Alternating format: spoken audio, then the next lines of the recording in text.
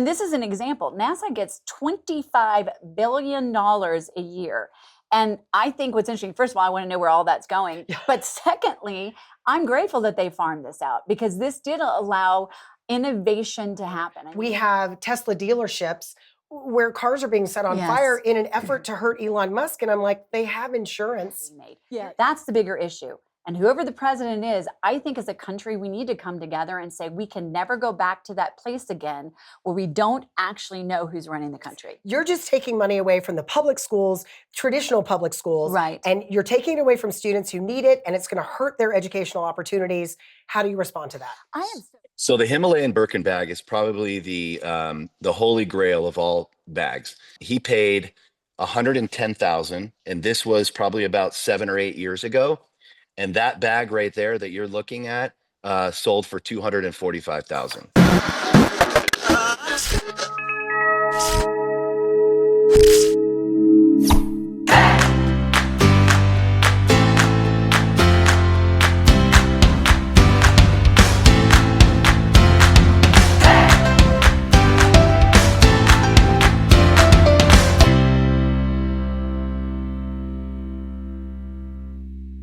Thank you so much for joining us. This is my friend Mandy. And this is my friend Deb. And this is the Mandy and Deb Show. Ta-da! Ta-da! Okay, we're working on that. That's a work in progress. This is our first show, and we are here. We are in the Independence Institute, and we're putting our mark on it. So this is the first set piece. We brought some others. Let's just say the Independence Institute, which is one of my favorite places in the entire world, a great free market policy think tank. They do great stuff here. It's all dudes. So John Caldera decorated this. So we've got to glam it up a little bit and maybe add a little feminine touch. We do, and I am so happy to bring one of my first items, because if you haven't noticed, we're going for a really cool, fun, retro look. So there we go. Matches my shirt. It does match your shirt. I was like, did you plan that? And of course, because Deb is infinitely more prepared than I am. What happened to my set piece? Well, there was a cactus here, but it's on now and it's gone. But here's the point of all this. Yes. We need your help, and we need your help quickly to tell us what we need on our beautiful, undecorated set to make it more homey and welcoming. Indeed, indeed. And this is your show, even though it is called Mandy and Deb. Yeah. That took a lot of marketing, by the way, too. We don't have much of a focus group, okay? So we did what we could with that. But we want this show to be the things that you want to talk about. Yes. We're here to talk about issues. We're here to talk about cool stuff. And oh my gosh, the cool stuff we have today.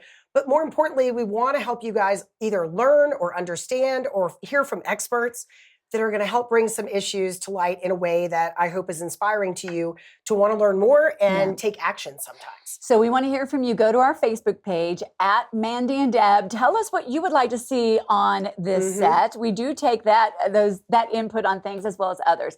But since this is our first show, I think we also should introduce ourselves. Yes. So Mandy, tell everybody a little bit about yourself. My name is Mandy Connell, and I have been in talk radio since a really long time. And I've had my own show since 2005. I work for KOA here in Denver, and I love it. And it has given me the opportunity to do so much, but most importantly, it carves out time for me to be a wife and a mom, and now I'm a grandmother as well. I have two I know I look so good. You look amazing. I know I look so good. But I have 2 grandsons.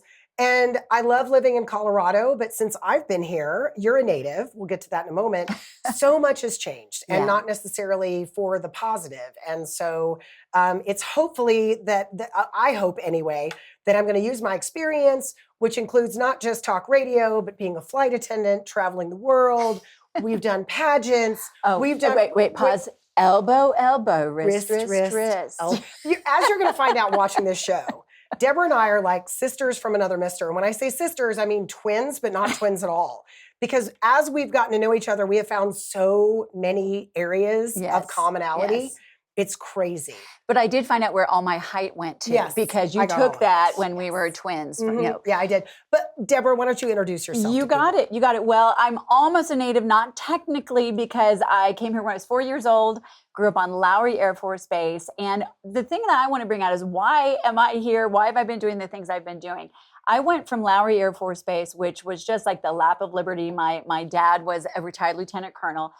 And then when I was 18, I traveled with Youth for Christ International, and I found myself in the Soviet Union when the coup happened. And Mandy, I got to tell you, seeing what freedom was like and then going to that and seeing freedom completely taken out like oxygen, that kind of set the course for the rest of my life. I've only begun to realize that now.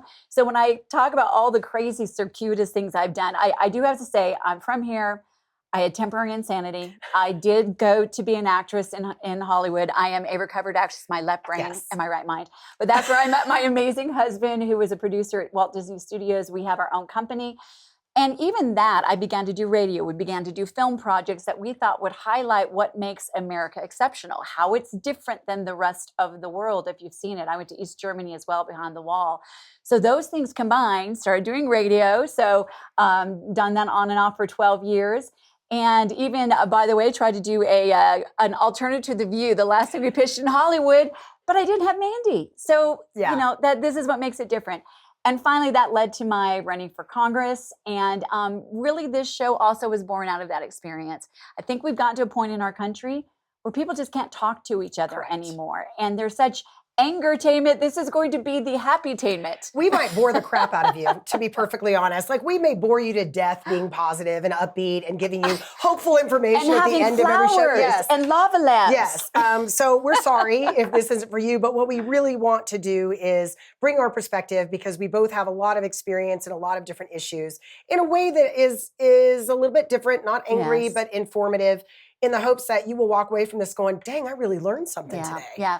And I want to say one more thing. I really believe in traveling this state far and wide was one of my favorite experiences. I can't say politics is anyway a good experience, but meeting all the amazing people, I truly believe that 80% of people agree on 80% of things. And so we're going to talk about the things that matter to each of us, but in a way where hopefully it's uplifting, where it has solutions, where we can come together and not rage at one another. So we also want to hear from you about those things as well. Go to our Facebook page. Yes.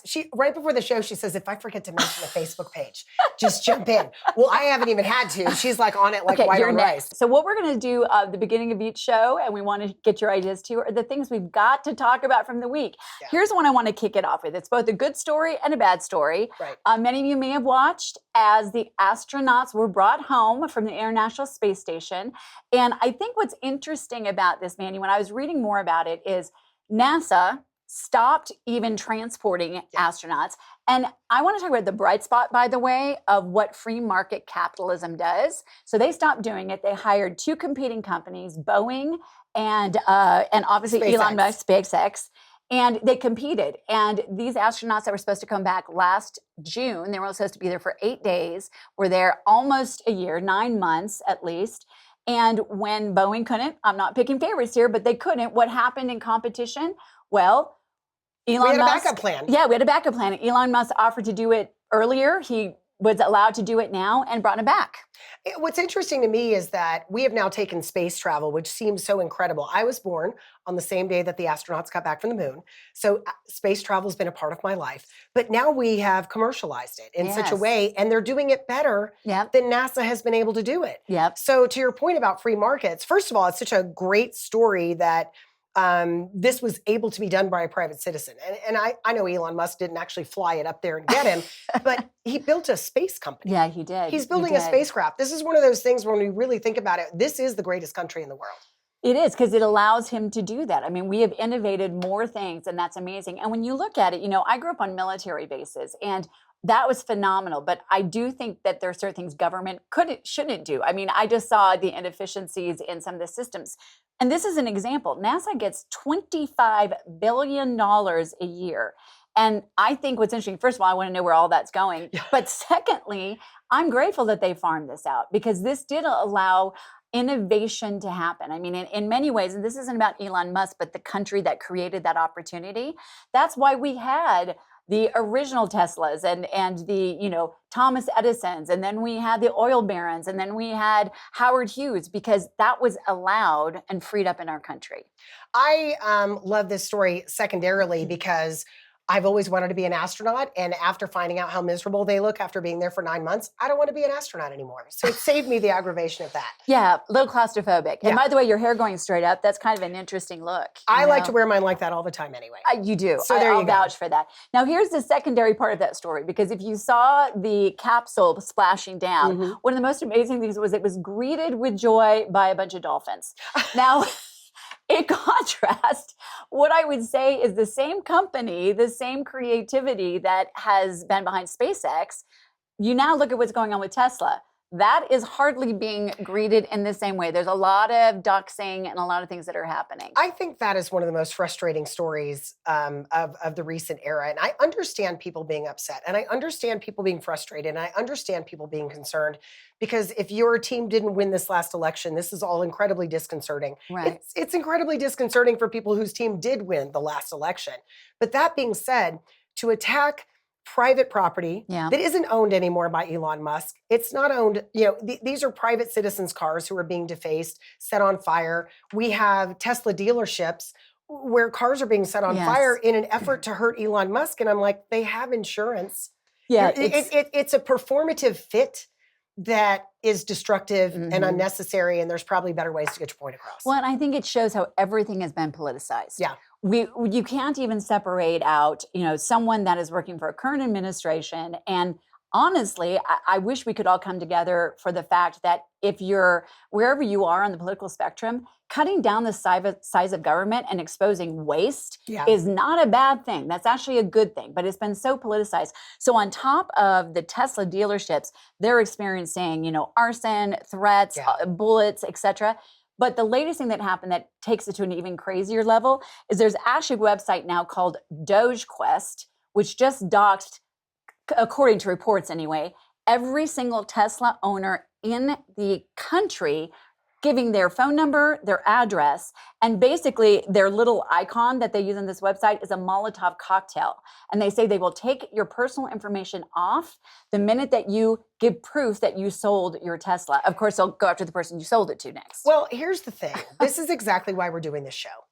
This is the reason. This is the end result of the atmosphere that we've created. This is the end result of the level of vitriol that we've experienced in this country. Yeah. And we have to be able to say, I disagree with what's happening, and not feel like we have to set something on fire in the meantime. And it's distressing to me that we've gotten to a point where we can no longer have any sort of discussion. Yeah. And what's ironic about that doxing, think about how many people on the left bought Teslas before Elon Musk started working for Donald Trump. So they're ostensibly going after people who may be on their same team. Well, you could even go further back. Donald Trump was a Democrat before, and many supported him until he ran for office. Now, I know these folks can be, pushing buttons for everyone, but we hope that we can just take a step back and say, it wasn't long ago that the Green New Deal and all that other stuff was pushing EV mandates and buying the cars and supporting it. So people who bought those cars thinking they were doing something good now being doxxed is not right. Not all right. So that's the positive and the negative. Well, the good news is now people on the right have adopted electric vehicles. So that's an upside. There you go. You got to look for the bright side always. There you go. Okay, here's another one. Obviously, there's been a big shift in our leadership in DC, to say the least. And we knew that different things would be coming out. Here's the one that kind of gets me, and something I think we need to look at as a country. What do we do about this? So you probably heard that, all of the pardons that President Biden did in his last days, and there were many. It did actually set a record. It has now come out that they may or may not be void because they were not actually signed by President Biden himself. It was done by an auto pen. And I want to read this definition because this brings up a constitutional question to me. What is an auto pen? I know we've seen them. It's not just the stamp. It's a robotic arm that actually does the ink. But it says a robotic arm reproduces a near exact replica signature, no direct involvement of a human, or in this case, a president. So that's an interesting point. I have to say, this issue for me is a little bit different in that if it were any other president using an auto pen to sign a pardon, I don't think I would have an issue with it. But the bigger issue that I have, and that a lot of people have had for a while, after it became apparent at the debate to everyone in the country that Joe Biden had lost more than a step and was not functioning at a high level, my thing is if that is the case, and you have a man who clearly was not at the top of his faculties, and I'm trying to be kind here, Yeah. then you have to ask the bigger question, not just about pardons. Who was making decisions? Who was That's running the exactly country? right. Who was choosing? I just don't think he was engaged. And that part of it is, for me, I think the auto pen is kind of representative of all that. Yes. But I don't think we're ever really going to get answers to those questions. I think everybody just wants to close that door and move on. I'm going to take one more peek behind that door before we close it, which I agree know. with you. No, and I agree with you wholeheartedly. I mean, the reality is constitutionally, you don't have to actually sign a pardon. In fact, it doesn't even have to be a paper. It is an act. Right. But it brings up a bigger question. It's symbolic at this point in time. And here's a part that actually I think we need to look at both sides of changes that need to be made, because reports are coming out now. The Wall Street Journal was reporting they interviewed over 50 people from the previous administration. And it's come out now that there were aides that were instead doing presidential duties. They were actually in the meetings. They were actually directing cabinet officials. They were actually running the country. They were. And they were directing cabinet officials. And one of the ones they were directing was the National Security Advisor. They were directing that person. And here's the one that really gets me. My husband's an 82nd Airborne veteran. I have many veterans in my family. And I remember my father passed away right before the Afghanistan debacle. Ugh. And I'm grateful because he was in Vietnam and I didn't want him to have to see something that was fairly reminiscent of that. It's come out that, according to reports, the commander-in-chief at that time was not even in the war room when the decisions about Afghanistan were being made. That's the bigger issue. And whoever the president is, I think as a country, we need to come together and say we can never go back to that place again where we don't actually know who's running the country. And that is, I'm just going to let that's all we need to know. We should all know who's running the country. There we go. And we should know it's somebody we voted for. That's exactly right. Well, maybe we move on. Do you want to move on to the next? I would love to move on because I am so excited. We've got issues, ladies and gentlemen. Okay, I'm going to do this very carefully. Yeah, very careful. Don't turn everything off. What? We've got issues. There we go. Today's issue is something that Deborah and I feel very strongly about, but she is a warrior in this field. And we want to talk about school choice. Yes. And this is a topic that in my mind should not be controversial at all. It shouldn't. It should be a no big deal. It should be every child should have access to a quality school to be able to go and get the education that we as a society have promised them, a quality education that teaches them the great things about America along with the things that we've gotten wrong. But here we are. School choice is extremely controversial because we've pitted parents, unfortunately, it seems to be pitted against teachers' unions. Yeah. So, Deb, let's talk about the facts on this issue. And by the way, I'm really glad you framed it that way. It's not parents against teachers. No. And there used to be a golden triangle of education. And what it was parents and teachers working together for the good of students. That was it. And education was defined as academic preparation for students to be contributing members of society. As Mandy said, this is something I've been involved in a lot. Some of you may know, many may not, that several years ago I started a group called Parents United America because I was waiting for parents to stand up and get engaged. Then COVID happened and everybody began to see, and whether it was academically they were challenged by it, what was being taught, didn't agree with their values, all of that. My husband and I made a documentary called Whose Children Are They? Because we thought the best thing we could do is what we're doing in the show, inform people to stand up. And then I've had an opportunity now to be working a lot with a great group called A Scholarships. I'm on the board that promotes school choice nationwide. And I know we both have personal interest in it. Yeah.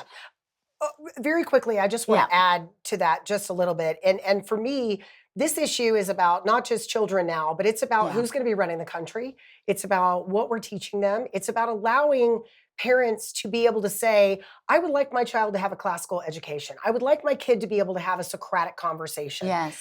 And it sounds so silly to say, we're going to go back to Socrates, but we grew up in an era, both of us, because we're of a certain age, where we were expected to learn reading, writing, social studies, civics, history. It was pretty basic.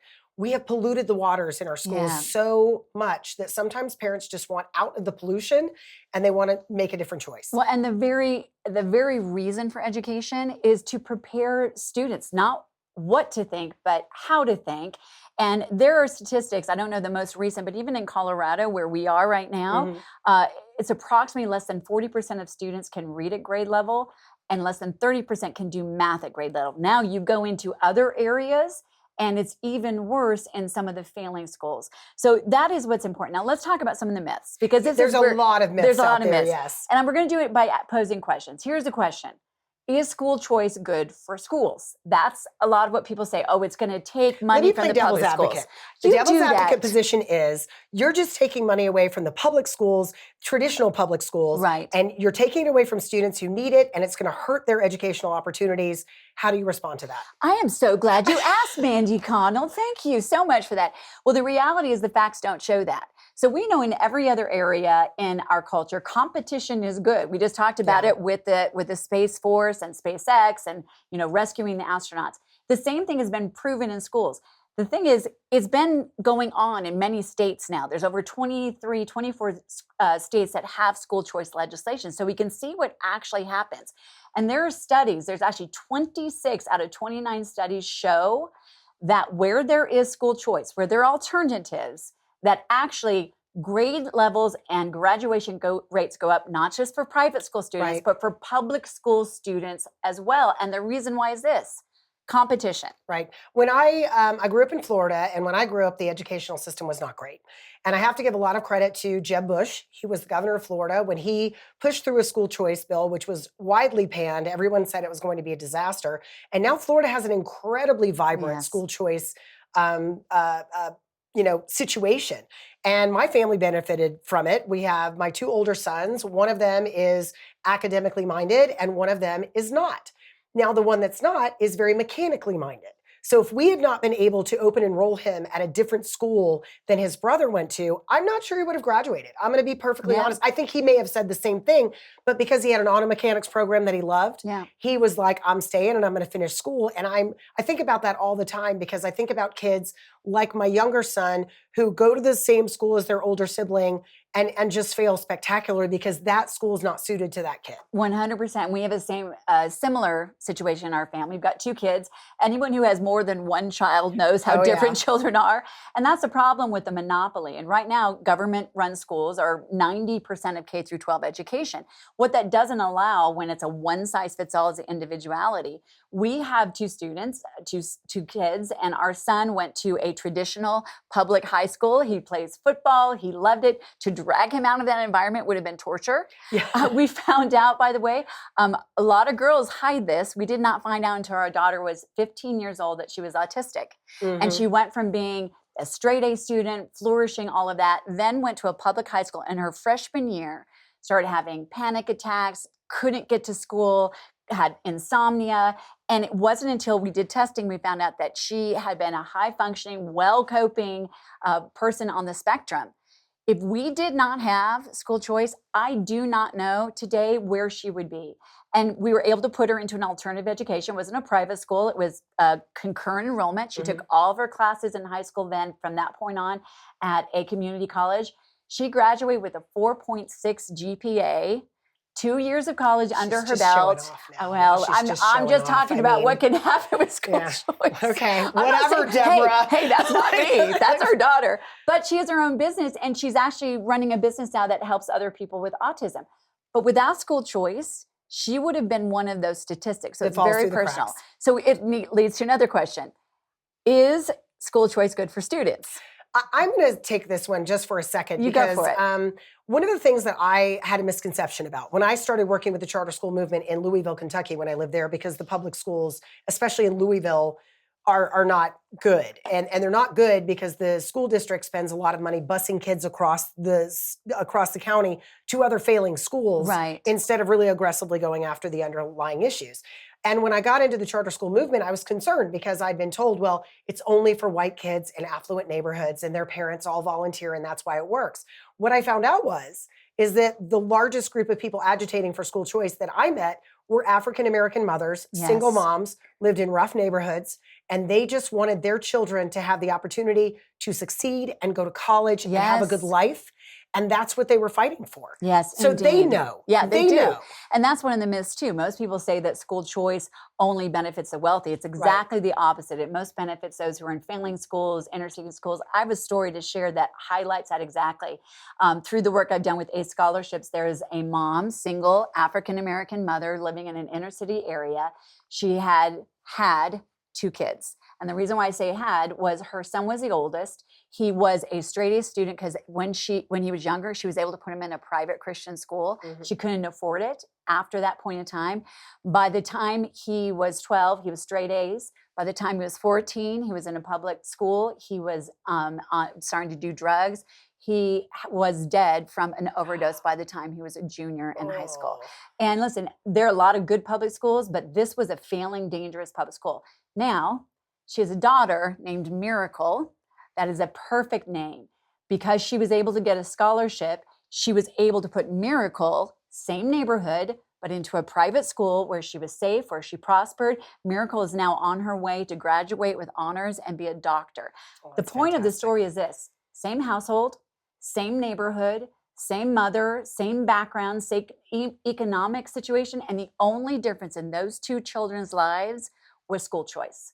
And our kids deserve it. They Yeah. need it to have individualized education. The last point is it good for teachers? And I love this question because my daughter went to a charter school. Now she's in a public high school.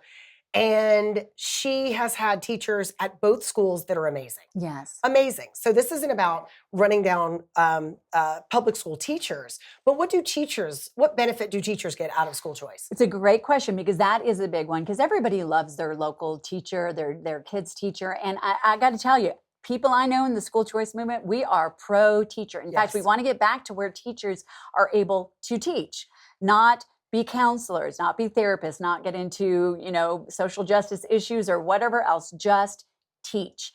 And the fact is, studies, once again, there have been studies now because this is going on in many states where there is school choice. Teachers' pay goes up, not just for teachers in the private schools, but also teachers in the public schools. It gets back to competition. Now, the one thing I would say is, which teachers is it good for? Yeah, I mean, I would say that the charter school teachers that I spent more time with, they worked really hard because they Yeah. had a very high bar. They were very responsive to parents. Yes. Because parents are usually involved in a charter school, which is one of their benefits. I wish that parents were involved in every neighborhood school. I Yeah. genuinely wish they do. But a lot of parents don't have the time or they don't have the energy or whatever it is. But the teachers that I worked with chose to work in a charter school, even though they made less money, because they had such a great relationship with the parents Yes. and they had the freedom to teach. They did. And I think what happens, though, is when there is competition, once again, if there is a monopoly, if 90% of all schools are run by one employer, Right. being the government, then they can say, take it, or leave it. When there is competition, what happens in these areas with school choice is that there's competition for the teachers who excel. And and really that's what our society is on. I mean, not everyone is necessarily gifted in that area, but those who are begin to reap the benefits because they are then sought after. They've got a competition. They can make decisions and choices, and then they just get to teach. Teachers are professionals, Yeah. but we don't treat them like professionals. Yes, We yeah. treat them like a cog in a machine. Yeah, and one other thing I have to say about this, I do think teachers' pay needs to go up. Yes. But there's some important statistics, and I don't have the exact numbers, but approximately what I would say is, since around 2000, let's hypotheticals, but these are proportionate. What has happened in our schools, our public schools, the monopoly there is that student population, I think, has gone up around 17%. Teachers have gone Yeah. up 18%. Administrators have gone up 75%. Now, administrators are great. That is an important position and they should be valued. But the money's not going into the classrooms anymore. It has become more of a bloated bureaucracy. So actually, even that competition and allowing that to go more towards teachers in their classrooms, that happens when there's innovation. Well, I think part of that is that there are so many mandates and edicts and all Yeah. of the nonsense that we have put on teachers in public schools, everywhere, that the administrative bloat has sort of become this monster of its own volition Yes. because they're trying to figure out ways to meet all of these standards and file all the paperwork and everything else. It's just, we've done things to our teachers in our schools that are not right. They're not fair. And the best way to unwind that is to create a system that is better and let all of the ships rise together. Because Yeah. that's what I brought up Florida earlier. Florida was number 34 when I Yes. went to school in education, and they are regularly in the top 10 or the top Yes. 5 Yeah, now. it works. And it's been 2 decades now that we've been doing this, and it works very, very well. Yeah, it works on every marker. And I think we all want what is best for students, what's best for teachers, what is best for schools. And this has been shown in these kind of experimental environments around the country that it actually works. And if we can meet each other there, then we can look at what works for the best, and particularly for students. they deserve to be prepared for the future that that is uniquely theirs, to be equipped for it. We want to hear from you guys about school choice, positive, negative, pro, con. We are going to put something on our Facebook page. Find our page, Mandy and Deb. It's Mandy ampersand Deb on Facebook. I didn't realize that was going to be a problem, but here we are. This is what happens when you let 50-year-old people create social media pages. But we want feedback on this because I know people have had positive experiences. They've had negative experiences. And we will kind of update these topics as we go and do more shows. We'll have your commentary on the next show about this. We'll kind of do a little throwback issue. But this is so critically important because we're training the next generation of citizens. We're training the people who are going to run our nursing homes, you guys. We are training the people who are going to be taking care of us and our retirement funds. Like, you're making me feel old. I think we should just put it here. Wow, I think about things. I'm not saying I'm rushing to the retirement home. I just want somebody there that knows how to read cursive. Let's just get through our first show. Yeah, I know. We're not ready for the home yet. What we are ready for is our first guest. We've got stuff as our segment where we're going to talk about lifestyle stuff. And we've been joking since we started planning this show that we were going to not talk about handbags because Deborah and I know nothing about girl stuff. But then I remembered. I actually know someone who works in the world of high-end handbags. It's really a side hustle. He is also a fantastically successful mortgage broker in Las Vegas, Nevada. Joining us now, Joey Ciaglia, who is my purse expert. And you guys get ready to have your mind blown. Joey, first of all, you are the first guest on the Mandy and Deb Show. So I'm going to send you a trophy. Yes. It's going to look like a little purse. It's going to be amazing. And Joey, nice to meet you, and help me with handbags. I know nothing about handbags. Well, first nice of all, to meet you as well. I want to start with this, Joey. Tell a little quickly how you got in to the high-end handbag game, because I love this story. Perfect. So, well, first of all, thank you so much for having me on the show. You guys sound great. This is my kind of show. I love what you're talking about. You're talking about things that I love to talk about, but everybody's afraid to. So this is excellent. So how did I get in the handbag game? It's kind of a crazy story. So back around 2010, 2011, after I got in the mortgage business in around 99, 2000, we had the meltdown in 2008, 2009, and I was burned out. I thought, I need something different. I need something that I can do in my sleep. One of my old wholesale reps went to work for Barney's New York, the high-end retail store. So he said, why don't you come down to Barney's and we'll make you a personal shopper. Now, I have no idea what I'm doing, right? Zero idea what I'm doing. But I said, all right, I could do that. He's, you'll get a great discount on the clothes. But more importantly, the people that you're going to meet that shop in this store can be really great for future, business endeavors. So that's what I did. I went to Barney's and I worked as a personal shopper in Las Vegas on the Strip. And I have some crazy stories about that with, dressing celebrities to go to their red carpet parties when the award shows were in town. Again, I have no idea what I'm doing, so I'm just faking it the whole time. See, we need your help there too, Joey. I mean, come on. And so Barney's had an extensive handbag department, and that's kind of where I learned about these. And there was a woman that called in one day, and we carried a brand called Celine. It's a French design house, very nice bags. We nod like we know what you're talking about. Yeah. Oh, yeah, I have one. Oh, sure. I got rid of mine last week. She ordered like 40 bags at one time. And so, me sort of being the entrepreneurial, nosy person that I am, I called her the next day and I just asked what it was for. Why did you buy that many bags? Are you using them? Do you sell them? And she was a reseller. And that is what opened the door into this crazy world of reselling bags. And that there's certain brands over time that either do limited runs, that once they're gone, they're gone. So it creates sort of the secondary market for it. But Hermes has been this iconic brand for decades and decades that has these elusive products that nobody can get their hands on unless you play their game, which we can talk about that, how the game works. And she got me into the business, educated me on the bags. And then I thought, well, I've got a database of about 6,000 women from Barney's who all buy this stuff. And I thought, well, maybe I'll just sell to them. So I started sourcing bags. You didn't reach out to me, by the way, Joey. I wasn't on your list. Why not? You're on it now, Deb. I got you. Okay, I'll talk to my husband about that. He may not agree. No, after you hear the prices, Deborah will remove herself from the pool. I guarantee it. No, don't talk to the husband. They will hate me. I saw this funny meme the other day. It said, when I die, don't tell my husband how much the bags actually cost. So, Well, but oh, go ahead. Yes. Go ahead. No, I was going to say, you specialize now in Hermes Birkin bags. And if you follow celebrity culture, if you follow any of that stuff, you always see so-and-so out with her Birkin bag. And I honestly, like, we have some photographs here of some bags that you have recently sold, because now you have your full-time gig and you just kind of do this as a side hustle. But when you started selling these bags, because you've told me how much one of them cost, was it shocking to you just how much money people would spend on a handbag?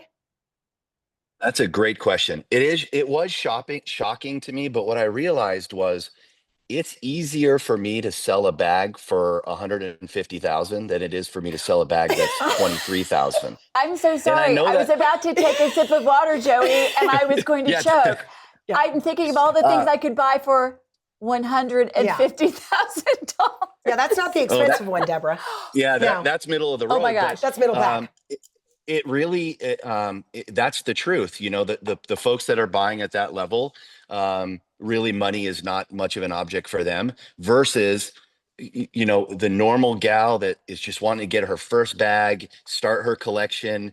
It's a big step, and then you've got to explain why, when you buy that bag in the secondary market, you're going to pay double the price of what you could get it at an Hermes store. And I'll explain how that works. So this French designer has created these elusive bags like Birkin and Kelly. Those are the two that are the big, the one that everybody wants, the Birkin bag and the Kelly bag. So they've created this sort of wait list where, Deb, let's say that you and your husband go down to the local store in Denver, and you tell them, I want a black Birkin bag, size 30 centimeters, Epsom leather with gold hardware. And they're probably going to look at you with a little bit of a side eye and say, by the all way, right. The way you just described that, it sounds like I'm buying a car. Yeah, I mean, it's just all the details. Gold hardware. There you go. Yeah. Okay, let's just pretend I would say that. It pretty much costs as much as a car. Yeah. So what they're going to look at you a little funny, and they're going to ask you, hey, have you shopped with us before? And you're going to say no, but I really want to buy this bag. And so what they're going to tell you, they're going to basically say to your husband, sir, why don't we start with some of our other products like ready to wear, belts, shoes, fragrances, jewelry, and you have to start building a profile with them. Oh now, I've heard different rumors. They just don't let you buy the bag. You cannot buy the bag. It doesn't. You could walk in. I've heard stories about chic type people walking in the store in Beverly Hills with a briefcase full of $3 million in cash, wanted to buy every bag they have. They won't sell them. They don't care. This is an amazing marketing thing, because first of all, I'm still stunned that 150,000, if you are just joining us, is the mid-size bag. Here's what I'm thinking. Let's make our show really unavailable. It will create a demand. I mean, send us an email and we'll maybe let you see or it. Just send us your $150,000 bag and we'll have Joey resell it for us. But for the people that buy these, Joey, go ahead and finish. Sorry. I was going to say, so here's the caveat though. So let's say now you've become this hoarder of Hermes accessories. So you've got your scarves and your furniture and all the other things they want you to buy. So they call you up one day, say, hey, Deb, come down to the store. We've got something we want to offer you. You get in the car. You're super excited. I'm getting this black Birkin bag today with gold hardware and Epsom leather. You drive down to the store. They sit you down. They put you in this cushy little room. And the sales associate puts the white gloves on and they come out and they open up the box and the excitement is there. And it's not the size you wanted. It's the bigger size, but it's also lime green with silver hardware and Clemence leather. And not you're like, well, this is leather. I don't want that. Yeah. Who could? I don't want that leather. So that's the game. And then what they tell you is, okay, Deb, I'm so sorry. If you don't like this one, this is all we have to offer you right now. We'll put your name back on the list, keep shopping. And in the future, might be a year or two down the road, we'll sell you another bag. And if you end up buying the bag, you only get one a season. So you can only buy 2 bags a year. So when you take that recipe for these ultra wealthy people that they know what they want it right now, and they're willing to pay for it. It creates this really crazy secondary market. So essentially, you've got incredibly wealthy people who hang around other incredibly wealthy people. So the only way they can flex on their other incredibly wealthy people is by having something the other people cannot get their hands on. Is that what you're telling me? That's, well, I don't run in that circle, but yeah, I would assume that's correct. No, but you sell to that circle. So this is amazing marketing. And what I do wonder is at some point in time, when would they all get together and go, you know, maybe it's not worth that much. I mean, I guess, this is the law of supply and demand. If you persuade people that it is worth that, they will spend that kind of money. I just think 150,000, and we're gonna put up on the screen some of what these bags are. I want to start with the Himalayan alligator bag. That would be number B30 on our sheet. This is the one that Joey just sold. Okay. So when I called him to see if he would come on the show, he's like, "Yeah, I got this bag that I'm about to sell. The guy in the Brinks truck is coming to pick it up." Tell me about that Himalayan bag, and then give us the price tag. So the Himalayan Birkin bag is probably the holy grail of all bags. To get one from the store, you probably have to have a personal profile of spending over $1 million in the store. So like, how do you get to that point? They offer furniture. So I know some women that their whole house is furniture because they want to get the bags. Because otherwise, that's a lot of perfume for $1 million. Exactly. So you have to get the furniture. That's a lot of perfume. Exactly. A lot of belts. So this is the holy grail. It is made of crocodile, and each one of the bags is hand painted by an Hermes craftsman. There's a very limited amount of them in the world, and I've probably, let's see, I've been selling bags for about 14 years. I've probably sold 25 of them in my entire time of selling bags. How much? Do they continue to go up in value? Absolutely. I'll tell you, I sold one to a very good friend of mine. He paid 110,000, and this was probably about 7 or 8 years ago. And that bag right there that you're looking at sold for 245,000. Okay, so I'm thinking of the cabin in the mountains that I could buy for $240,000. Yes, but apparently he just told me, let's go to the Faborg bag, which has little window panes on it. Yes. You said this one is even more expensive. Okay. So that's a limited run, super limited edition. What'll blow your mind about that bag, it's only 20 centimeters. So they only made it in 20 centimeters. And if you know what that is, 20 centimeters is like that big. So there's different variations of the bag. That one is blue. That one sold for almost as much as the Himalayan. That one actually sold for 220,000. And it is a tribute to some, so that comes in different variation of colors. There's a white one. The white one, I've seen those sell for over 400. So it looks just like the blue one, but it's white. There's an orange one, there's blue, there's black. And these are a tribute, if you will, to the Hermes flagship stores that are located around the world. Yeah, so it was a very limited run. But yeah, those are very hard to get. So, go ahead. Yeah. So anyone who's watching can understand now why we do not have one right in front of us. We didn't want to hire security, and frankly, this is like why I would never drive a super fancy car. I would walk around with my purse like this if I had one of these bags. It would never leave like my clutch. And I have to say that, okay, so I'm going to really date myself, and Joey, feel free to judge me on this. I remember when designer clothes were first coming out, and like Gloria Vanderbilt jeans were the big deal. And I remember my mom, totally just rock solid, wife of a Air Force colonel and grew up in the Midwest. She said, if I'm going to pay that kind of money, and we're talking like $20 at the time. Exactly. She goes, I want my name on it. So I have to say, here's my bag. And it says Flora and Company. Nice. No, I'm just kidding. Of course, like this was a gift from our daughter, and we just found it somewhere. So I don't think Hermes is going to put my name on a bag. Joey, appreciate you and all you do. We're going to post the rest of these pictures on our Facebook page if people want to see the rest of these insanely overpriced purses. And you can just drop Deborah and I right off that list of yours. Okay? Yes. We will not be ringing you for purse help, because I can't even fathom being rich enough to spend that kind of money. I mean, we go thrift storing. Yes, That's one of the things yes. that we are bonded by. This blows my mind. But you know what? God bless them and You God might bless find a capitalism, vintage. man. Yeah, and that's exactly what I was You- going to say. It gets back to what we were talking about at the very beginning. We've got kind of like a capitalism through line here. Good for you, Yeah. Joey, for figuring out a way to do this. And if people want to spend their money on it, I would, however, if they want to sell one, to go to the college fund of our son. That would just be really peachy as well. But I'm not asking for a handout. I believe in earning your own way. a little donation. Yeah.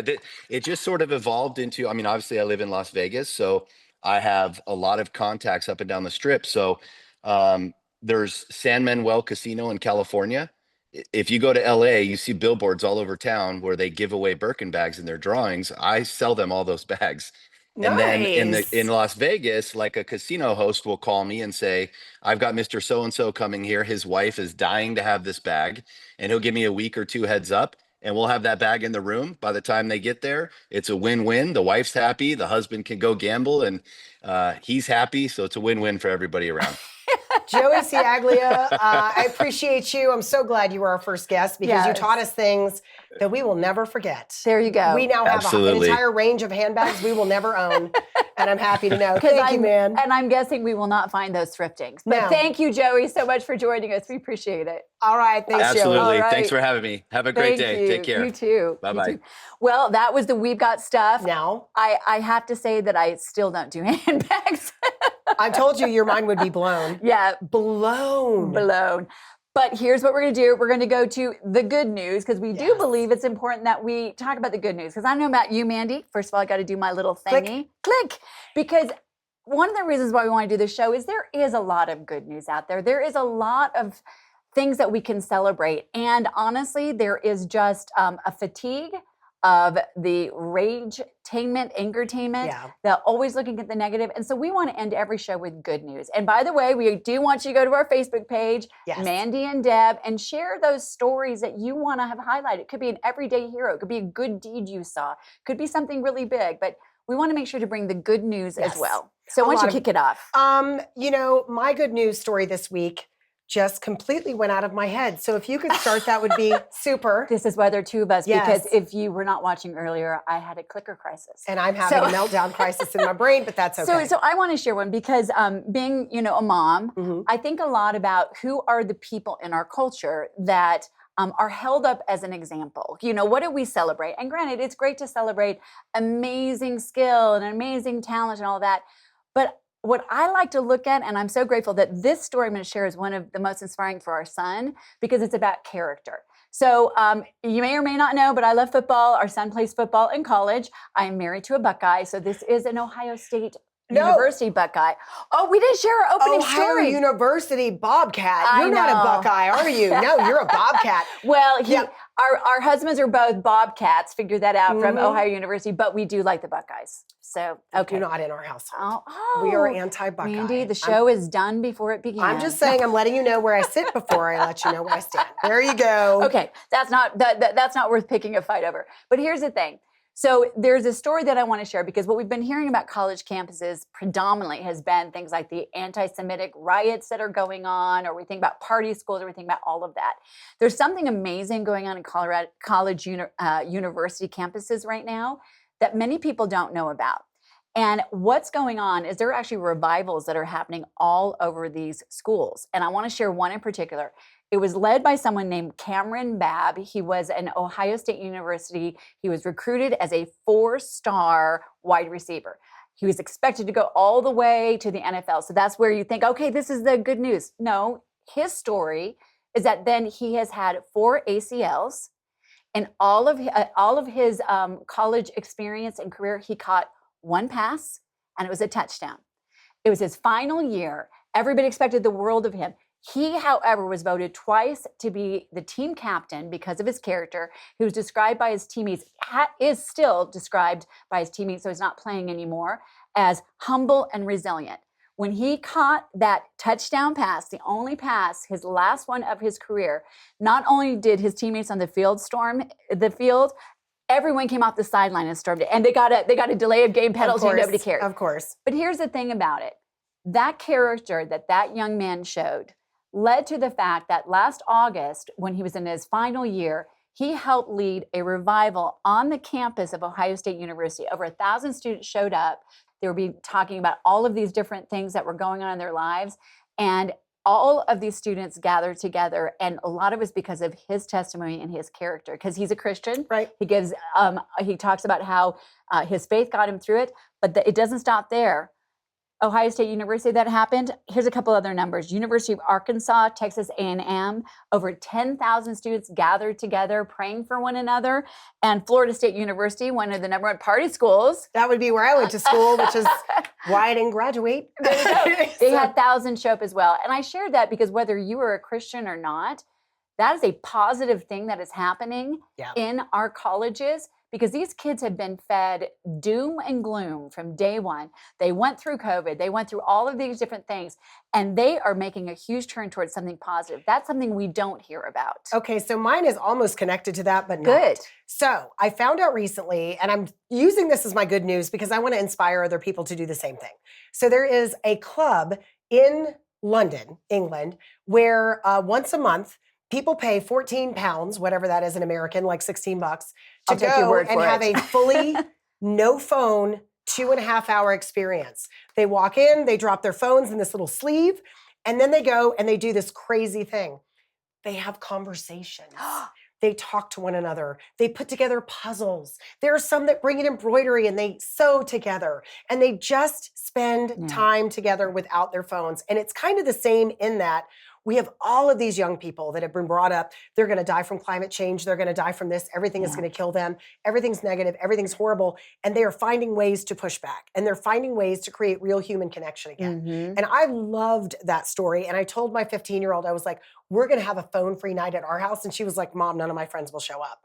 So I'm going to push this, because if we don't reestablish the human connection, if we don't make people comfortable being around other human beings again, we're done for as a society. And I love that, because that's actually a big thing that's happening in schools, tying back to our issues. There are a lot of schools around the country now that are creating a phone-free environment where they have a place where they put them, they get them at passing period, and that's it.